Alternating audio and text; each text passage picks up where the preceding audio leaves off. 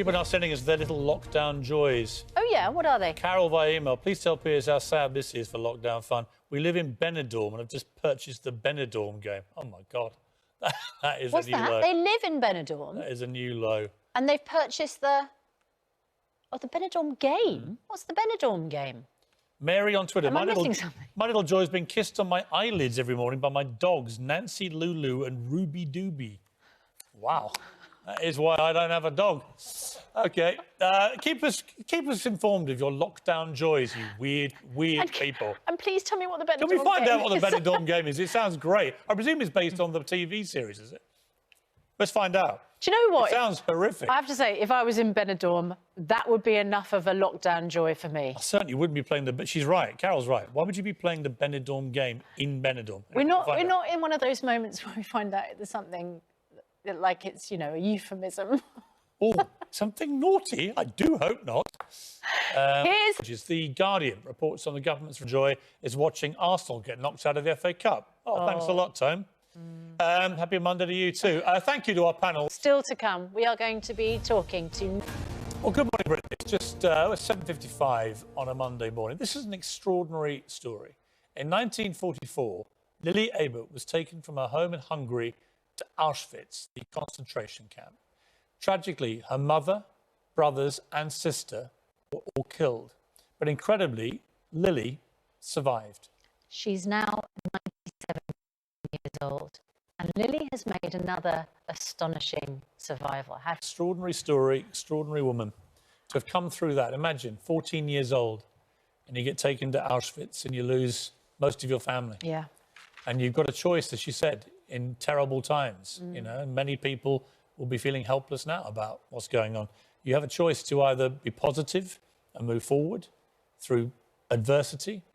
Like, my God, she had the worst imaginable adversity. Or you give up. And as she's sitting there now, isn't she? 97, just survived coronavirus, never gave up. And that is 83 years after she was in that camp, probably thinking it was the end of her life. Amazing.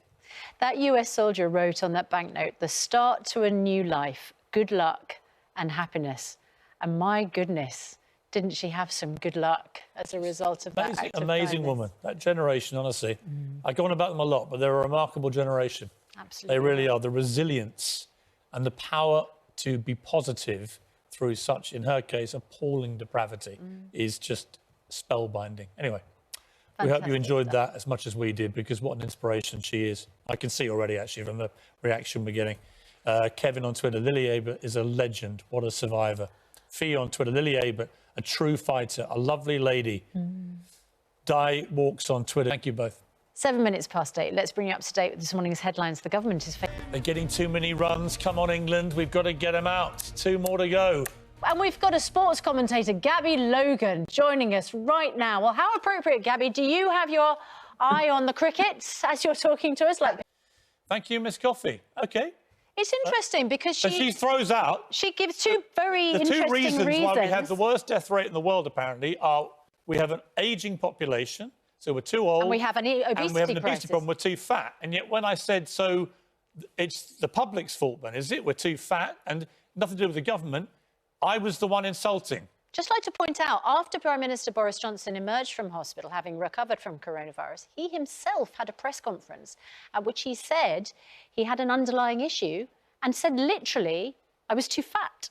So he grasped that particular issue early on. Incredible she thinks I'm the insulting one, when the only reasons she could give as a government minister for why we have the worst death rate in the world are the age of our population and the fact we're too fat. Dr. Hillary, is that the case, do you think? I'm the insulting one, because nothing the government's done, despite the fact Matt Hancock in that clip we played told us we were well prepared for any kind of this kind of outbreak. And it turned out we weren't. But nothing the government has done is the problem. No. It's to do with our age and our weight. But Dr. Hillary. In the world. Because our government has been woefully incompetent in handling this crisis. And for Theresa Coffey to come on here and say that we're the insulting ones, we are. Because I challenged her premise that the only reason we have the worst death rate in the world, apparently, that she could articulate is because we're too old and too fat. That were her words, not mine. Yeah. That was the reason. Nothing to do with their incompetence. She's the government minister who pointed it out. Anyway, Lorraine is here.